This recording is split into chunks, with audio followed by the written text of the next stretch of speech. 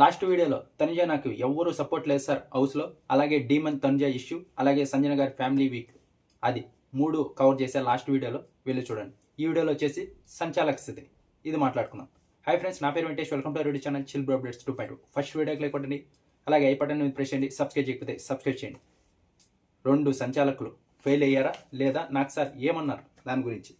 ఇంకొచ్చేసి first Kalyan వచ్చేసి ఏం చెప్పారంటే, నాకు సార్ మనమందరం ఒక భ్రమలో ఉన్నాం అనుకున్నాం, కానీ మనం చూసిందే రైట్. సంజన గారే 6th బాక్స్ వేశారు. లైవ్లో చూసాం, ఎపిసోడ్లో చూసాం, కానీ హౌస్ మేట్స్ అందరూ వాళ్ళ భ్రమలో వాళ్ళు ఉన్నారు. సుమన్ శెట్టి అన్నే ఫస్ట్ 6th బాక్స్ వేశాడు అని మనం ఏదైతే చూసామో అదే నిజం. అక్కడ సుమన్ శెట్టి గారు ఫస్ట్ వేయలేదు, సంజన గారే ఫస్ట్ వేశారు. ఇక్కడ అది చూసుకోలేదు కళ్యాణ్ కూడా తప్పు ఉంది. అక్కడే ఉన్నాడు. ఆ 6th బాక్స్ ఎవరు వేశారో తెలియకంటే ఎలా, సుమనన్ని వేశాడు అంటున్నాడు. కళ్యాణ్తో పాటు ఇంకా ఎక్కువ చేసిన తనుజ, రీతు, అలాగే దివ్య సుమనన్న 6th బాక్స్ వేస్తే సంజన గారికి ఎలా ఇస్తావు అని వాదించిన వాళ్ళందరూ అయితే తల దించుకున్నారు. ఒక్కసారిగా ఫేస్ మాడిపోయాయి అందరివి. ఇంకా ఇక్కడ వచ్చేసి నాగార్జున గారు ఒకటే చెప్పారు, నువ్వు డెసిషన్ ఏదైతే తీసుకున్నావో దాని గురించి నేను అడగను, అది కరెక్ట్ డెసిషన్. కానీ నేను ఏది అడుగుతానంటే కరెక్ట్గా చూసి ఉండాలి. ఇప్పుడు సంజన గారు 6th బాక్స్ వేశారు, వీళ్ళే కరెక్ట్గా కట్టారు అని నువ్వు చెప్పిండుంటే దట్స్ ఫైన్, అంతే, అది కరెక్ట్గా ఉండేది. కానీ నువ్వు సరిగ్గా చూసుకోలేదు కాబట్టి ఇక్కడ సంచాలకుగా రాంగ్ అయ్యావు అని చెప్పారు. ఇక్కడ డెసిషన్ గురించి మాట్లాడలేదు, ఇది చూసుకోలేదు కరెక్ట్గా అనే దానికి తప్పు పట్టారు కళ్యాణ్.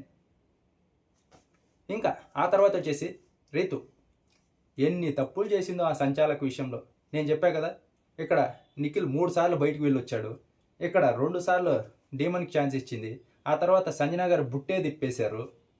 ఇక్కడ తనుజ దొబ్బింది, ఆమెమో దొబ్బలేదంటుంది. లేదు సార్ నేను దొబ్బలేదు, ఫస్ట్ది కావాలంటే నేను ఒప్పుకుంటా డీమంది, రెండోది అయితే నేను దొబ్బలేదు అని. అంటే ఆవిడ వేయడానికే వెళ్ళింది, అప్పుడు టచ్ అయింది. అది ఆవిడ కూడా తెలియదు అండి. ఇందులో తప్పు పట్టాల్సిన పని లేదు తనుజ గారిని, ఎందుకంటే అది ఇంటెన్షనల్గా దొబ్బలేదు కాబట్టి. ఇంకొచ్చేసి ఇక్కడ రీతు అది ఫస్ట్ది ఏదైతే ఉందో దాన్ని మ్యాచ్ చేశారు నాకు సార్. అదేంటంటే, చూడమ్మా నువ్వు అప్పుడు ఫస్ట్లో చేసావు కదా, అలాగే కనిపిస్తుంది మాకైతే, డీమన్కి సపోర్ట్ చేస్తున్నట్టే, అలా చేయొద్దు. అందుకే బిగ్ బాస్ కూడా చెప్పారు, ఇక నుంచి రీతుని సంచాలకగా వద్దు బిగ్ బాస్ అని. లేదు సార్ అలా కాదు సార్, ఇంకా నెక్స్ట్ టైం నుంచి చూసుకొని చేస్తాను సార్ అని.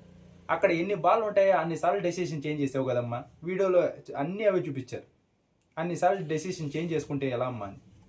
ఇంకా ఇక్కడ రీతు గురించి బయట ఆయన చెఫ్ వచ్చేది కూడా ఆయన చెప్పారు షెల్ఫిష్ అని. ఇక్కడ రీతు అయితే షెల్ఫిష్ కాదు, అది ఎలా షెల్ఫిష్ అవుతుంది?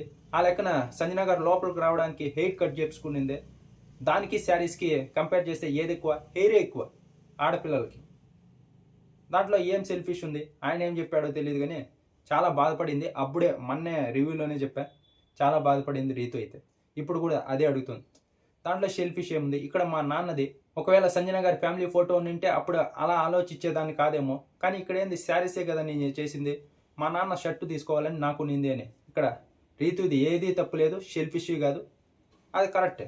తను హెయిరే కట్ చేయించుకునింది ఇది, అది ఆ శారీస్ కూడా ఫుల్ సీజన్ అంతా ఉంటుందంటే అది లేదు. ఇంకా 2-3 రోజుల్లో బిగ్ బాస్ చెప్పేస్తాడు శారీస్ కట్టుకోవచ్చని. ఇక్కడ రీతు అయితే షెల్ఫిష్ కాదు, కరెక్ట్గానే ఉంది. ఇంకో టాపిక్ ఏంటంటే సంజన గారు ఆఫ్టర్ ఆల్ అనడం.